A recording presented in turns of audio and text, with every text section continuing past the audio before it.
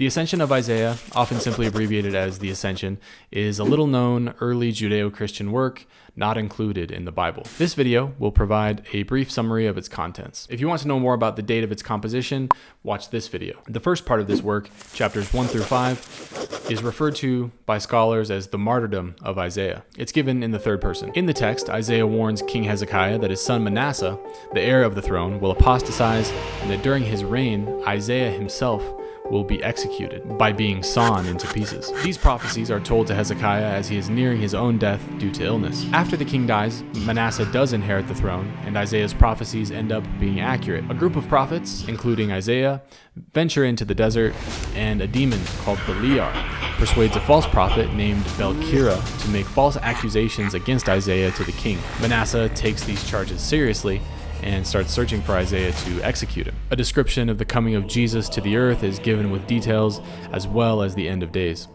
This section is identified specifically within the narrative as the Testament of Hezekiah. Isaiah is ultimately found by Manasseh, and he is sawn in half by a wooden saw. This section as a whole can be seen as an expansion of 2 Kings chapter 21. The latter part of the Ascension, chapters 6 through 11, usually known as the vision of Isaiah, is a vision Isaiah recounts in the first person. So it reads as if Isaiah himself wrote the account, telling the story himself. He describes how he's guided by an angel through the 7 levels of heaven, starting from the first lower level.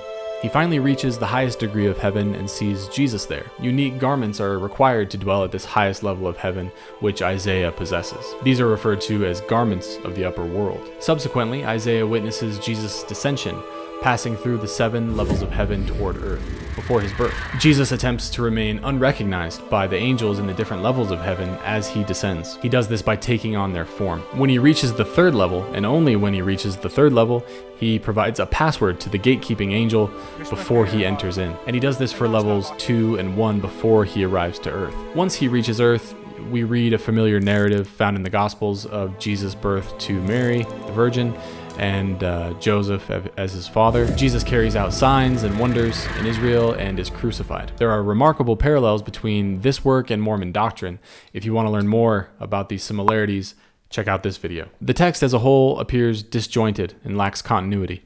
This probably plays significantly into why scholars think it's a composite work. A common idea in scholarship is that the 3 parts of the work, the martyrdom of Isaiah, the vision of Isaiah, and the testament of Hezekiah, were all written separately by different authors at different times, and then one other person put them all together. Like I said before, if you want to know more about the date of these individual components, the work as a whole, and just generally what scholars think about dating this work, check out this video. That video is here on the right, where I go over dating and composition. And to hear about similarities between this work and Mormon doctrine, click on the video to the left.